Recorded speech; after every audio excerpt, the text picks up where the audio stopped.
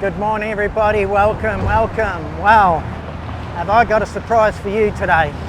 I'm off to central Bangkok to interview another bloke who's been in Bangkok for a long time. But this time, we're going to talk to someone who has prospered and done very well here. And we're going to go and have a chat with him and find out what it takes to be prosperous and happy in this wonderful city of Bangkok.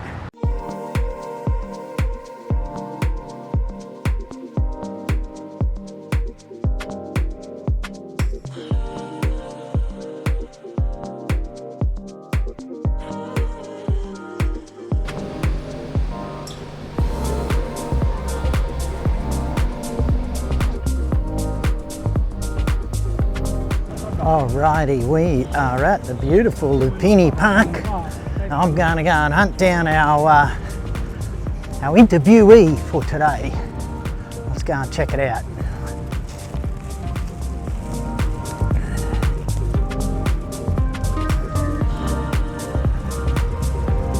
G'day everybody, how are we all? Need I introduce this fellow? You should all know him. If you don't, there's his information. Thank you. Welcome, Adam. Thank you so much for giving me your time today. No, awesome. I'm happy to get together and chat. What I wanted to say and start the interview off by just saying that I really love Adam's channel, which is Keis One. Thank you. And I really appreciate the respect that Adam has towards the Thai people and the Thai culture, and I think that's a really rare thing in the YouTube spaces. Oh, thank you. Let's go right back from the very beginning, because I'm really interested in, I was really interested in Adam's perspective because he's been here for a very long time. From my point of view, you've prospered and done very well for yourself here. Thank you. And I think you still hold a positive attitude. So Yeah, I do. you know, for any other young crew that want to come out here, I hope that some of this information will help them. What were you doing back in Australia, and what was the impetus of you bailing? Bailing is the word. I have a background in hospitality. I worked in cafes, restaurants, bars, and I eventually moved into hotels, got into the corporate side, working my way up the corporate ladder. I wore a suit every day in an office doing emails and at the computer, and it wasn't me. Like, I did hospitality, I sort of fell into it at the beginning, and then I got stuck in there. I was good at it, and I would sort of elevate everywhere I worked. I would work my way up the ranks and everything, but I wasn't passionate about it. You know, I would finish work, take the tie off, take the jacket off, and I checked out. Like, something like this that I do now that I'm extremely passionate about, in my spare time I'm learning how to be better, I'm learning things about it, and I'm always sort of interested in it, thinking about it. Whereas doing that, the moment I left the hotel, switch off, and it's like, cool, now I can be the real me. And for me, yeah, it was just a way to make money. And I always wanted the experience of living abroad. I had a friend, an Aussie mate that I would travel with, and he was a chef. He got a job in, it was either Malaysia or, he moved around a few, Malaysia, Vietnam, Cambodia. And we would take a trip we used to come here, take trips to Thailand sort of every year, a couple of times a year. And he moved overseas, and we would still do trips in Southeast Asia. It was easier for him. And every time I remember it had been like a year or however long since I'd seen him. And I'm like, man, this guy's just been doing this the whole time. He's been here, getting to enjoy these things. And I went to Vietnam with him when he was living in Vietnam, and he was like taking me to all these spaces that you'd only know if you lived there. And I was just like, oh, this is so cool. And I became obsessed with the idea of having the experience of living overseas. In my mind, I was fine if it was only a year. You know, if I tried, ran out of money, failed, couldn't figure out how to make money, whatever, I was cool with that. It's now been, coming up to 9 years. It's been an amazing experience, but it all just started from, I didn't want to be working, I didn't want a regular life. I wanted sort of fun and adventure. I didn't chase material things. I love playing with cars, but I was happy to give all that up. Yes. And I just wanted like a more fun life. Yeah. Over money. Yeah. What was your thoughts around the money situation? Like, obviously you had a swag of money in the bank account, and I didn't have a great plan. If looking back on it, I'd saved up. I want to say, I don't remember exactly, but I want to say I was a little over maybe 25, 30,000 Australian dollars. Yep. And I knew it was enough for me to live at least 6 months, hopefully a year if I can figure it out. And then if I couldn't figure it out and I'd spent all that money, I just had a year holiday. And I was like, that's cool. I'll go back to Australia, get a job back in the hotels and sort of pick up where I left off. So I had this money and I moved to South Korea with no plan. I had my YouTube channel. I was hoping to make money from it. I never made a cent from it. I made like 80 something videos and never made a cent from it. I got a job doing acting and extra work, which I absolutely loved. Yep. I got a part-time job at a pizza restaurant, which turned into a full-time job. And then eventually I got jack of having a full-time job. But that was an incredibly fun experience. And all these ways were just sort of like supplementing like what I had and just sort of stretching out the finish line further and further. And it was all going really well, and then the pandemic hit, and I got sort of stuck out of Korea. Here was only ever supposed to be temporary for me. I moved here, and I was like, the minute Korea opens, I'm going back. But that took so long that by the time it did, I had sort of firm roots here, and I was just in love with the place, and I had a whole life here. And what was the impetus of you coming to Thailand over? It was open. That was it. So you just came here from Australia. So during the pandemic, it started off. I was living in Korea.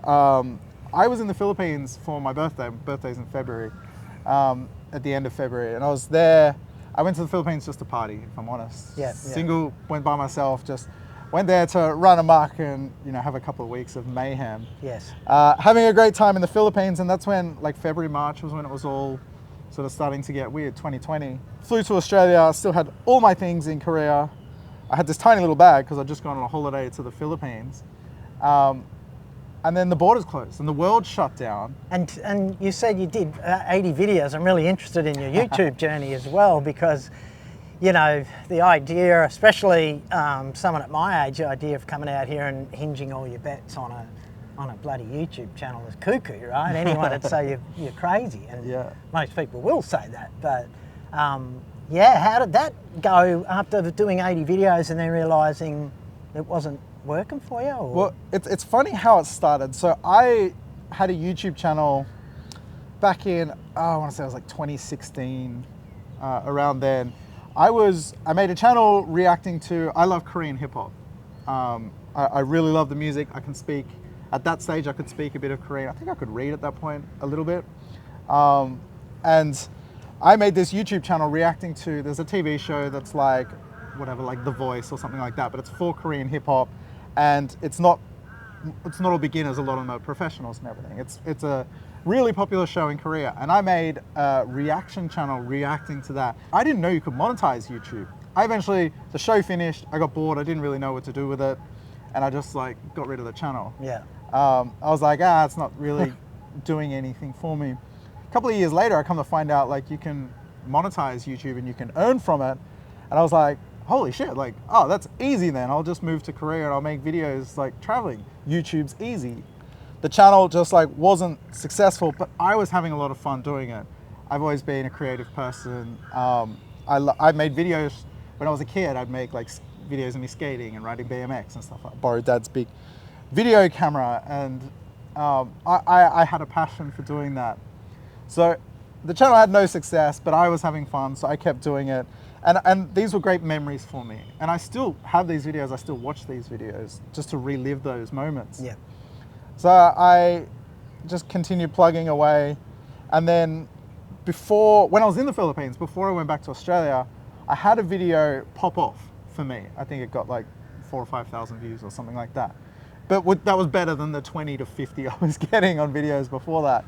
So I was like, okay, maybe there is something here. Mm-hmm. And then through being locked in Australia during the pandemic, like everyone, I was on YouTube and I was bored, and I was like, how do I become better at this YouTube thing? And I started watching tutorials and taking courses and lessons and understanding the algorithm and how to monetize and how to be a better filmmaker. Yes. and make good, engaging videos. I'd acquired all these skills. I hadn't really put them into practice, but in my mind I was ready. And I was like, this is the goal. I'm moving to Thailand. I'm continuing my YouTube channel with 300 subscribers or whatever it had. Yeah. But I was confident in my abilities and what I'd learned and the skills I picked up. I bought a new camera. I'd been playing with that.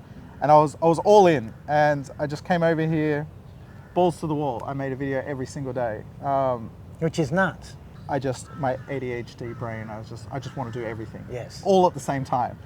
Know the feeling. So, yeah. So when I came here, there was none of that. And I came here with a plan, because I came with all money. I came with 10,000 Australian dollars. Yeah. And once that ended, like the pandemic wiped me out financially. I sold my place in Korea, I had to get that packed up, I had to get my stuff sent back. I was paying rent there. What I wasn't earning, it was killer. So I had 10 grand left, Aussie, and once that was done, the dream is over, and I'm moving back with my parents and trying to figure out the whole next chapter, which I wasn't interested in doing. So I was all in. It's like, well, let's just do, I wanted to do a video every day. Yeah. And I wanted to be, if it failed, if it didn't work out, I wanted to be sitting on that plane, going home to move back in with my parents, just going, well, I gave it everything I had. Yeah. And I left nothing on the table. So that's what it was. Yeah, it was like making videos every day. And what that did is, like, every time you make a new video, it's a chance to be discovered, a chance to go viral, you know, a chance to grow subscribers. And that just compounds. It worked out, but it wasn't through lack of hard work. Yeah. Yeah. It's not easy. No. I wouldn't recommend it. No, not if you're coming over here with just a savings account and you're going all in. I just think it's an extremely tough business. Yeah, it is, but, you know, I came prepared, Yeah, and I'd learned all that, you know, had all the knowledge. I had the experience of making 80 plus videos without earning behind, like, under my belt as well, over like a 2.5 year period. Like, so I've been doing that for a long time and sort of learning and observing. So were you a single guy when you came to Thailand? I was, and I went through the full range. I think the way I've done it is a great way to do it. I came here single, had a lot of fun. I came here broke, earned the success, started making money, started celebrating that success. I partied, had all the fun with girls. Yep. I ran amok for a couple of years, especially like once I started seeing the success and earning money. Yeah.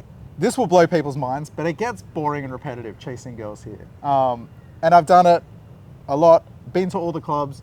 You have the same night almost every time. Yeah. Ideally you go home with a different person, but that is all part of the thing. But it's like, yeah, it's the same people, same music. I was down in Pattaya like just last week, and I was in a bar, and I was like, God, it's all the same music from when I used to come out here partying like Yes. 3+ years ago now. Yes. So it does get repetitive, and I got to a stage where I was ready to settle down, and I met a great chick that was worth settling down with, and yeah, been in a 3-year relationship since. Do you think the girlfriend grounds you over here? Oh God, yeah. A partner here? Yeah. Like everything for me, my life has improved since my business got better. I make better videos. I'm more focused as a person. I'm earning more money. Yeah. Business is growing. Everything. It's been a great thing. You know, we started off dating. We moved in together. We've now moved to a house. Got a cat, and like life is good. And home is my favorite place to be. So Yes. it's been a good thing for me. Loneliness is not something I really struggle with. I've always had I met cool people when I was here straight away, and you know, I've always had friends that I can.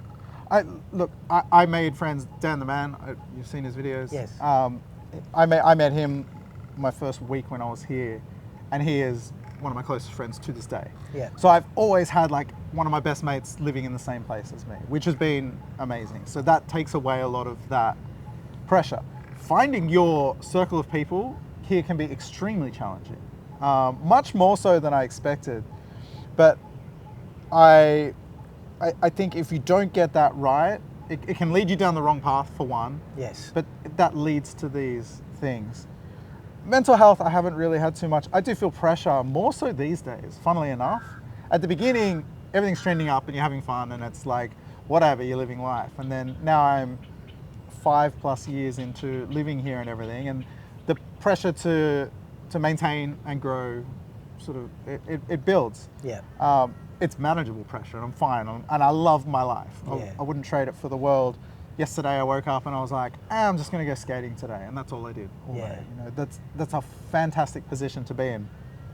The uncertainty of the internet algorithms, you know, audience and everything like this is just a part of doing what I do that I have to deal with. But I think about it more than I ever did. Yeah.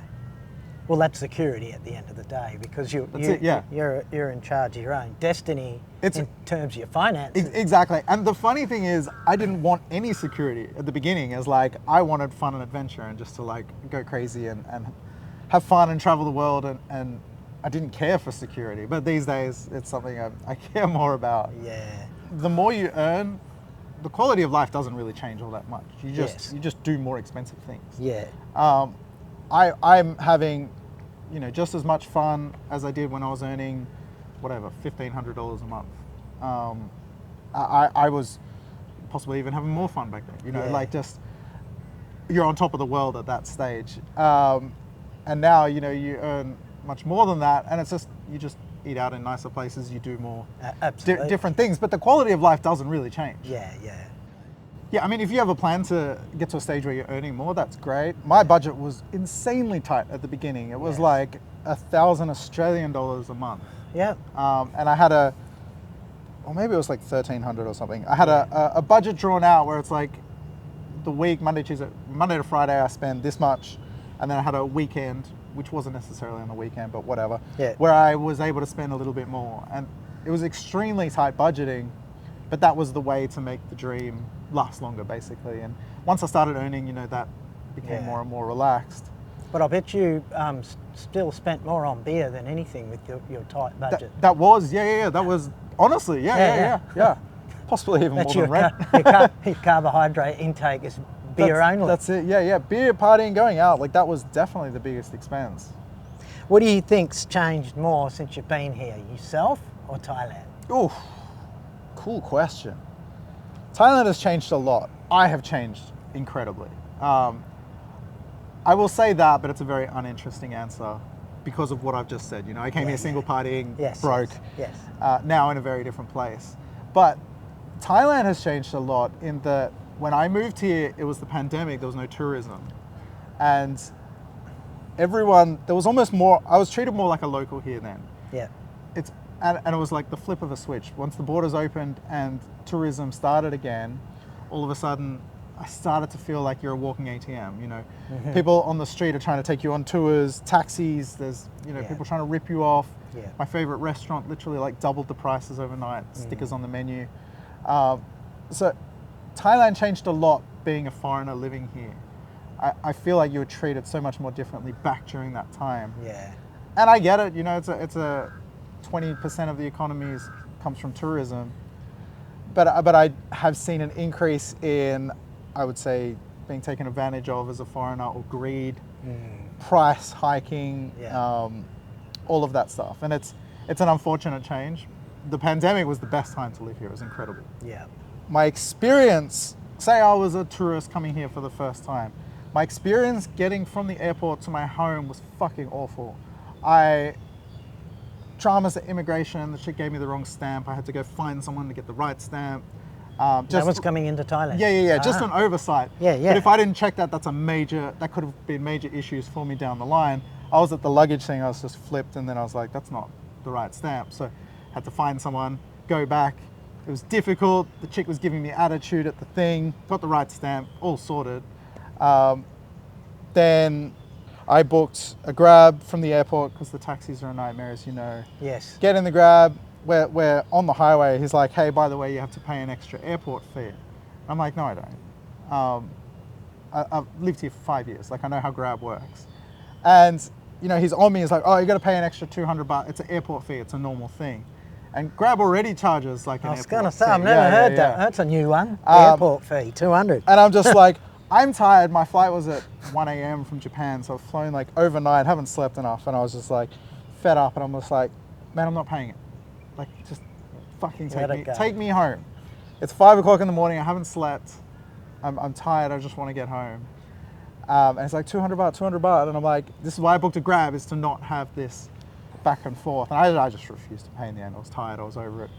But just that whole experience of like coming in, it's like if you are, and say you'd been like haggled by the taxis, if you are coming here for the first time and you're naive, pay an extra 200 baht, you get screwed by the taxi guys. This is not a great entrance to the country.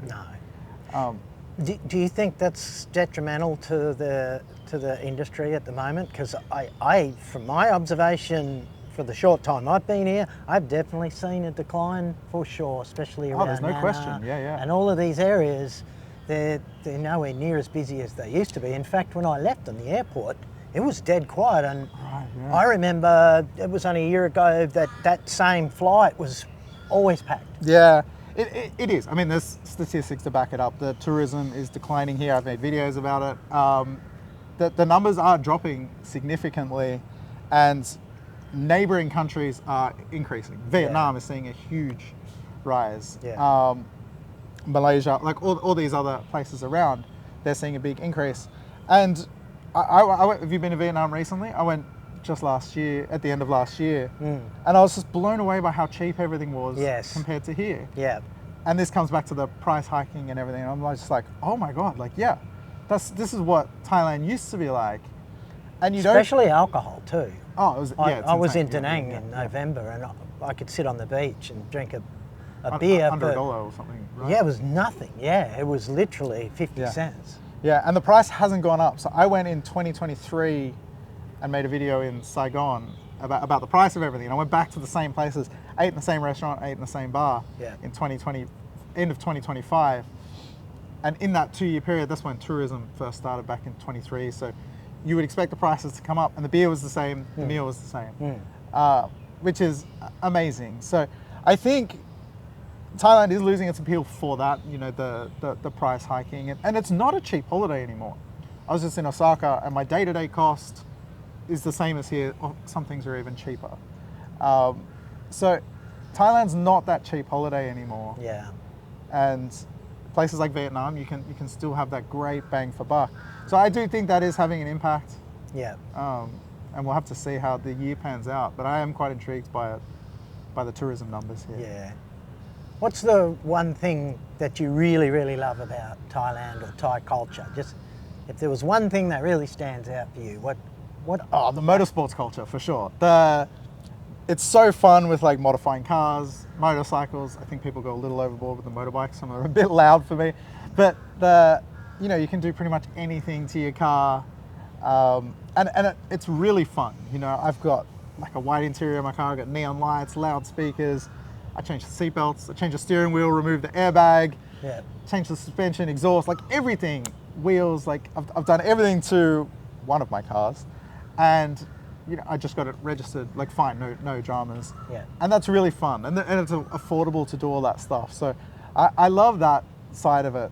I do think there should be a little bit more regulation, which is kind of ironic for me to say, because it's a little bit too loose. Yeah. But no, I love that, and Thailand is motorsports crazy, car, bikes. Yeah. I love that about here. Yeah. What's the one thing that pisses you off about Thailand after being here? Yeah, like you get jaded anywhere, right? Like when I lived in Korea, there was things I didn't like about there. When I lived in Australia, I could write a book on the things I didn't like about Australia. And there are things here, after 5 years that really weigh you down. I flip that round. Driving. Driving is one of my favorite things to do. And ironically, I said it needs more regulations. Driving here is not fun. Especially in Bangkok. I don't come into the city, but over my way, I'm out on the other side of the river near Icon Siam. Yeah.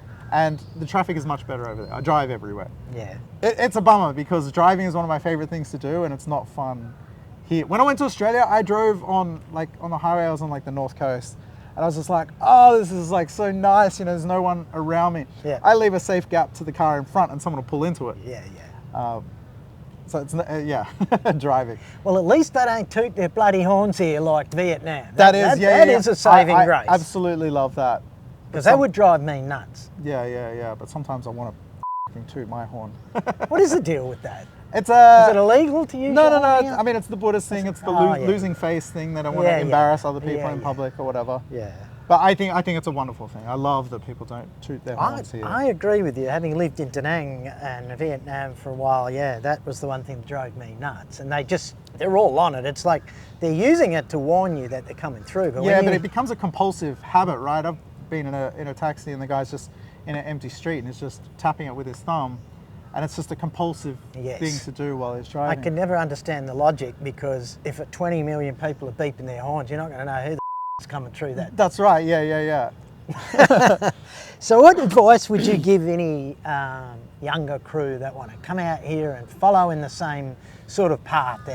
They've got a swag of money, no plan, and they're just going to do it. You know, I think the biggest mistake I made, so I had the advantage of doing this twice. I moved to Korea, made all the mistakes. Yes.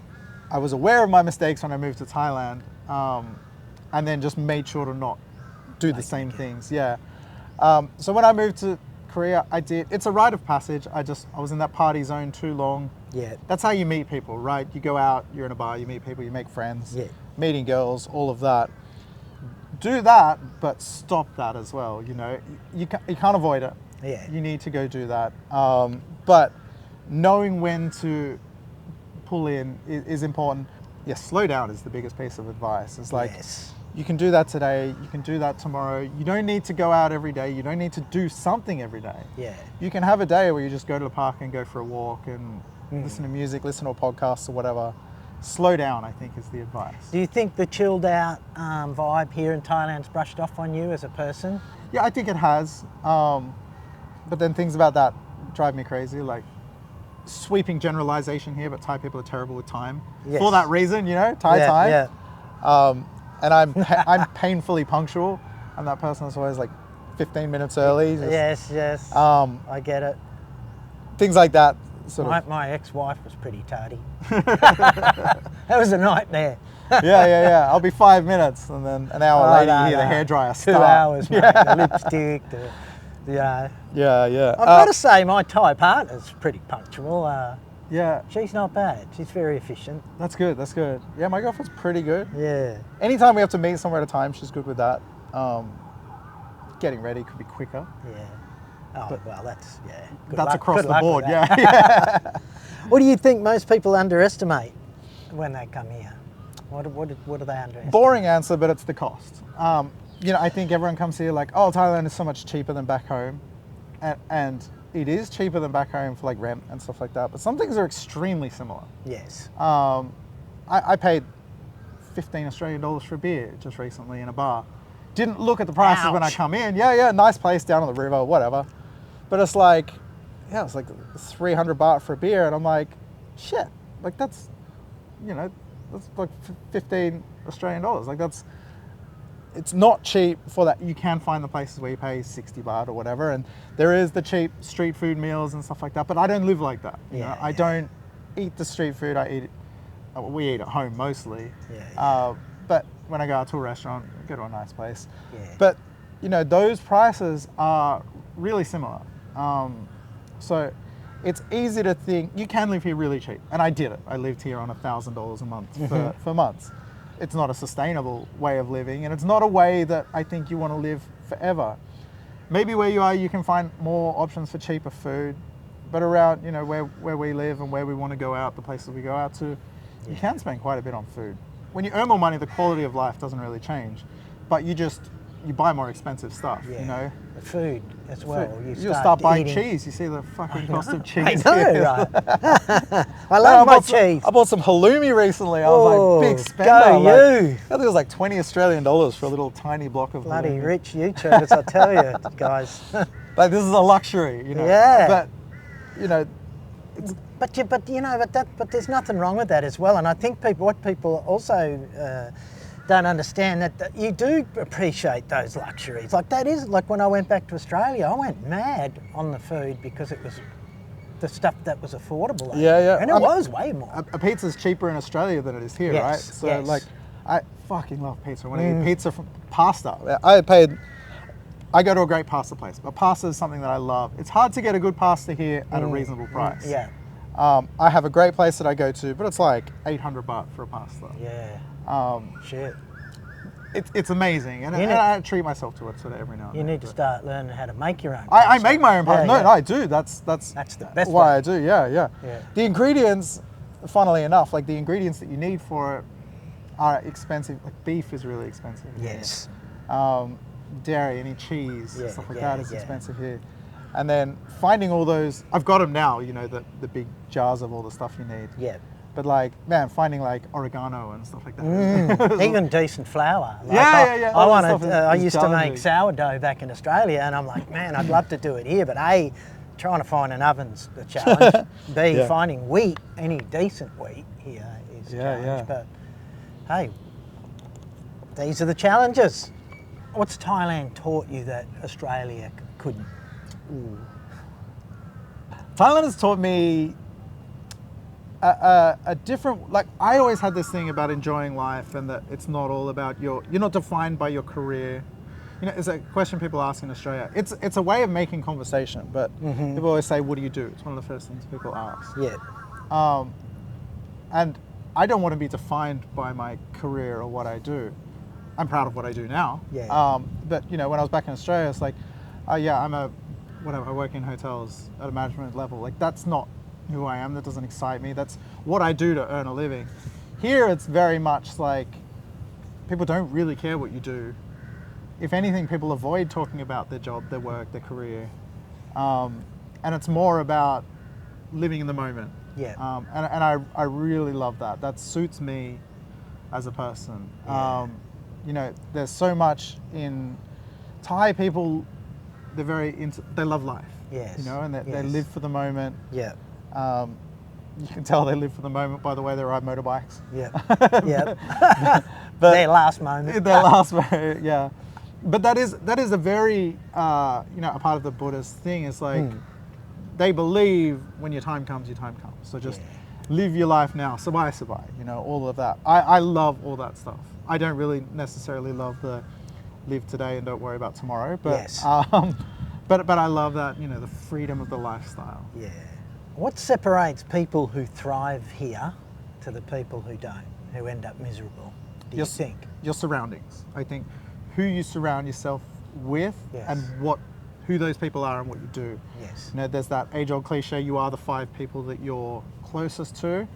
And I was very aware of that, and I tried really hard to surround myself with people that inspire me. I love being the dumbest person in the room. Yeah. It happens a lot. But, you know, I love being around people that really drive you and move you forward. I think it's really easy to fall into, where I've had people that I considered friends fall down the line of becoming homeless drug addicts. Yeah.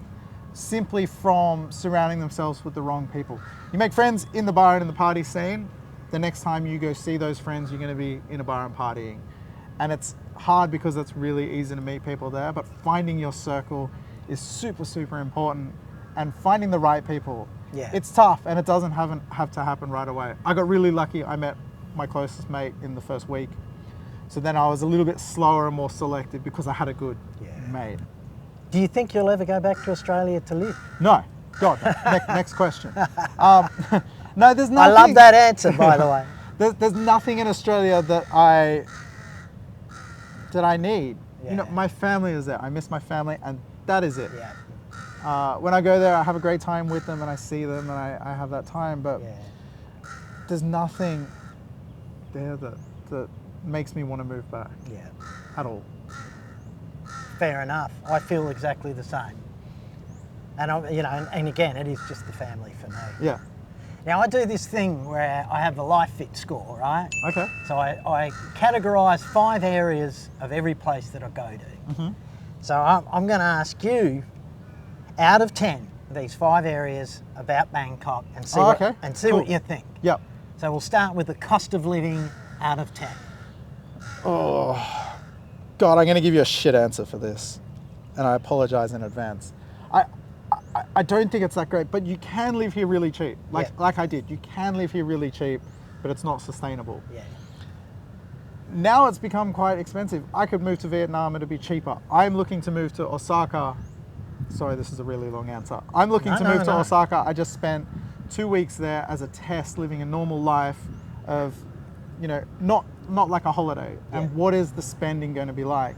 And it was the same as here, and some things were cheaper. So to me, that you can live in Japan for the same or cheaper than living the exact same lifestyle that I do here, it brings that down. Now you can live here really cheap. So cost of living, I'm going to put it like a 5.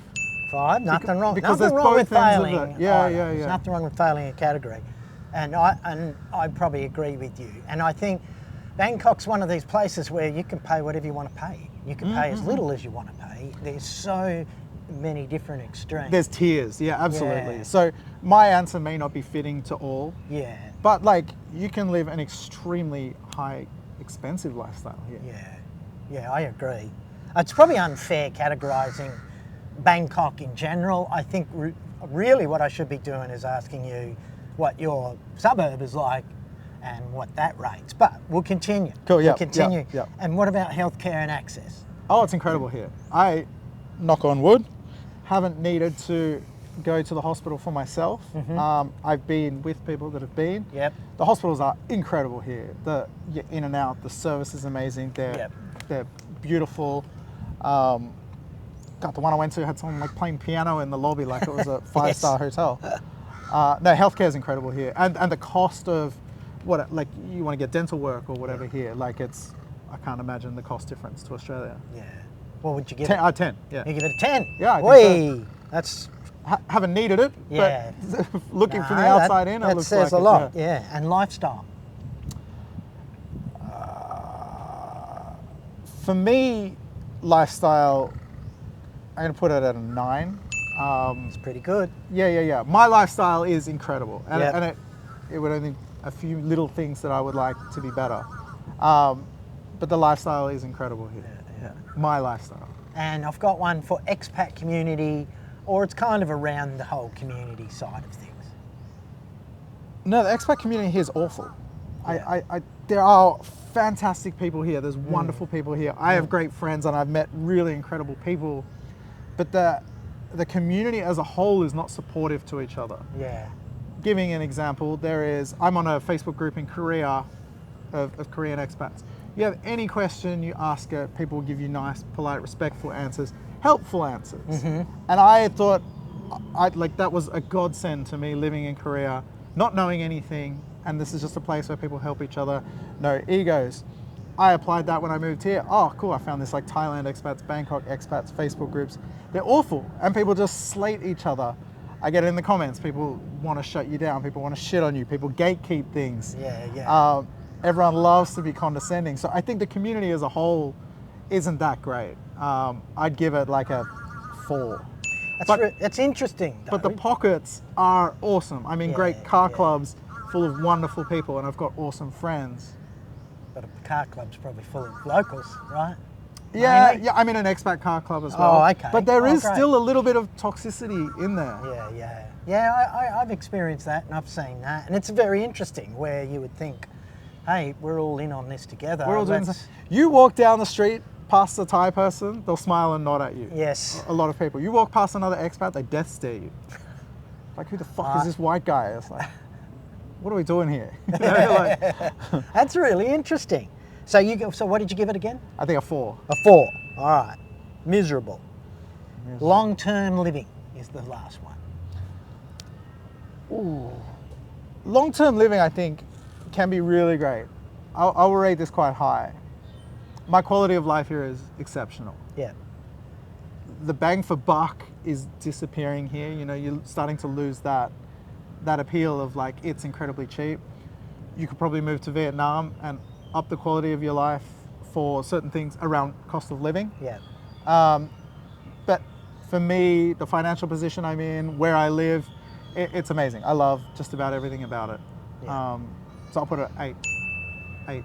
Perfect. Yeah. Well, thank you very much for your nice. your insights. Very valuable.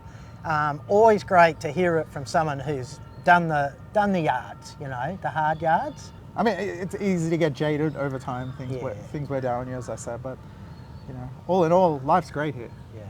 Well, thank you so much. Oh, man. Pleasure. I wish you all the best. Thank you. I'm really happy that your channel has exploded like it has, and you deserve what you get. Oh, thank you. Thank you very much. Thank you It's so been great much. chatting. Thank you. Cheers. Cheers, mate.